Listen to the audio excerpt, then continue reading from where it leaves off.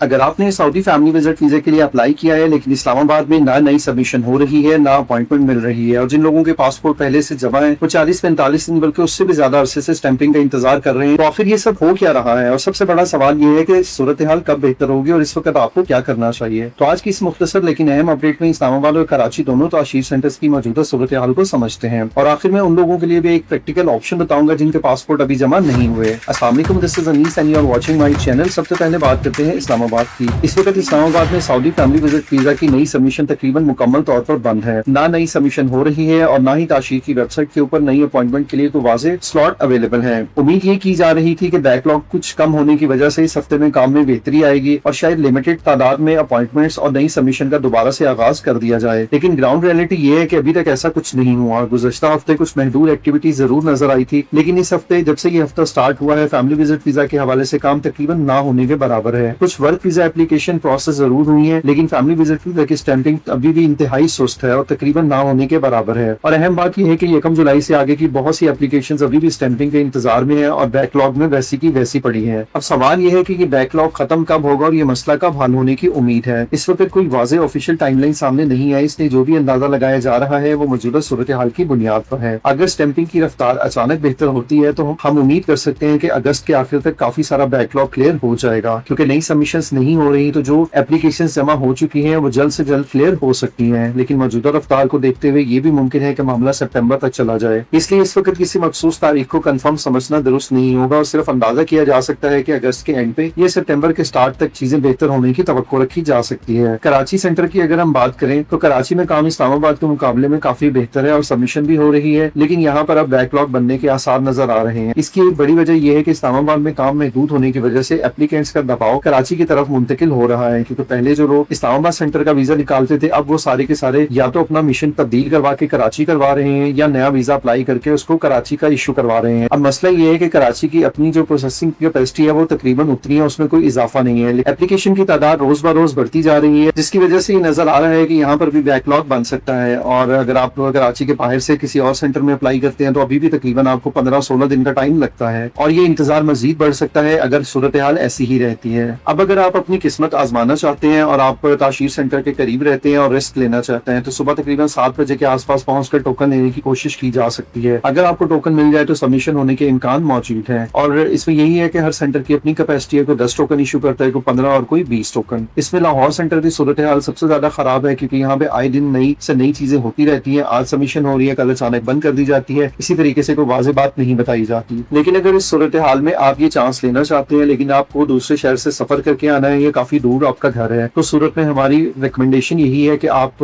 इंतजार कर लें। लेकिन अगर आप किस्मत आजमाना चाहते हैं तो फिर सुबह आपको अर्ली इन द मॉर्निंग वहां पर पहुंचना पड़ेगा। अब उन लोगों के लिए अहम बात जिनका पासपोर्ट अभी तक सबमिट नहीं हुआ, अगर आपका पासपोर्ट अभी ताशीर में जमा नहीं हुआ तो मौजूदा सूरत हाल में आप 90 दिन का उम्रा वीजा एक ऑल्टरनेट के तौर पर इस्तेमाल कर सकते हैं, जिसके जरिए आप अपनी फैमिली को 80 से 85 दिन तक अपने पास रख सकते हैं और उसके बाद आप फैमिली विजिट वीजा पे अप्लाई कर सकते हैं। क्योंकि मौजूदा सूरत हाल को देखते हुए हम ये कह सकते हैं कि अगर आपका वीजा इस्लामाबाद का है और आप इस्लामाबाद से अप्लाई करना चाहते हैं तो तकरीबन 1 महीने तक तो कोई चांस नहीं है। तो बेहतर यही है कि आप 90 डेज का उम्रा वीजा अवेल करें और जब आपका ये वीजा एक्सपायर होगा तकरीबन 3 महीने के बाद उम्मीद की जा सकती है कि तब तक सूरत हाल बेहतर हो सकती है और फिर आप फैमिली विजिट वीजा पे अपनी फैमिली को बुला सकते हैं। लेकिन अगर आपका पासपोर्ट पहले ही फैमिली विजिट वीजा के साथ सबमिट हो चुका है तो फिर ये ऑप्शन आपके लिए प्रैक्टिकल नहीं है, आप सिर्फ इंतजार ही कर सकते हैं और दुआ कर सकते हैं कि जल्द से जल्द ये मसला हल हो जाए। अब आप हमें कमेंट में ये जरूर बताइएगा कि आपने अपनी एप्लीकेशन कब सबमिट की थी, कौन से सेंटर में सबमिट की थी, कराची या इस्लामाबाद, और अभी तक आपके वीजा का क्या स्टेटस है। आपकी इन्फॉर्मेशन से हमें मौजूदा प्रोसेसिंग टाइमलाइंस को समझने में मदद मिलेगी। इसके अलावा हम आपको एक टेंटेटिव सी टाइमलाइन भी बता पाएंगे कि कब तक आपके वीजा की स्टैंपिंग होने का इम्कान है। तो मुख्तसर बात यह है कि इस्लामाबाद में अभी नई वीजा सबमिशन और अपॉइंटमेंट का मसला बरकरार है, स्टैंपिंग भी इंतहाई स्लो है, जबकि कराची में काम हो रहा है लेकिन वहां पर प्रेशर बढ़ना शुरू हो गया है। इसलिए फिलहाल सबसे जरूरी चीज ये है कि ऑफिशियल अपडेट का इंतजार और अपनी सिचुएशन के मुताबिक दुरुस्त ऑप्शन का इस्तेमाल करें। अगर आपको ये वीडियो मालूमाती लगी है तो इसको लाइक करें, दूसरों के साथ लाजमी शेयर करें ताकि ज्यादा से ज्यादा लोगों को इस अपडेट के बारे में पता हो और जो करंट सिचुएशन है उसके बारे में जान सके। चैनल पर नए हैं तो इसको सब्सक्राइब कर लीजिएगा और बेल आइकन को जरूर दबाइएगा। मिलते हैं एक और वीडियो में।